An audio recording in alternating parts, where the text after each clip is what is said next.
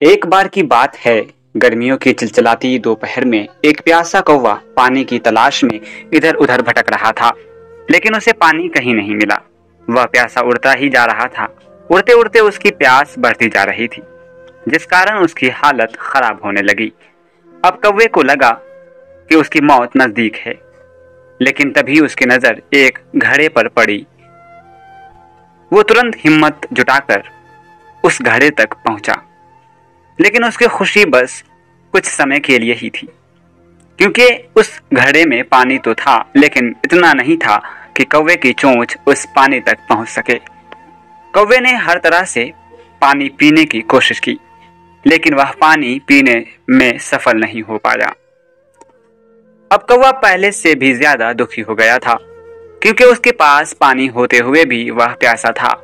कुछ देर घड़े को देखते देखते कौवे की नजर घड़े के आसपास पड़े कंकरों पर पड़ी, और कंकरों को देखते ही उसके मन में एक योजना आई। उसने सोचा कि थोड़ी मेहनत करके अगर वह एक एक करके सारे कंकर घड़े में डाल दे तो पानी ऊपर आ जाएगा और वह आसानी से पानी पीकर अपनी प्यास बुझा पाएगा। उसने एक एक कर आसपास पड़े कंकरों को घड़े में डालना शुरू कर दिया। वह कंकरों को तब तक घड़े में डालता रहा जब तक पानी ऊपर उसकी चोंच तक नहीं आ गया। फिर काफी मेहनत के बाद जब पानी ऊपर आ गया तो कौवे ने जी भरकर पानी पिया और अपनी प्यास बुझाई। कहानी से हमें यह सीख मिलती है कि हमें किसी भी परिस्थिति में हिम्मत नहीं हारनी चाहिए, मेहनत करते रहना चाहिए, क्योंकि मेहनत करने वाले को ही सफलता मिलती है।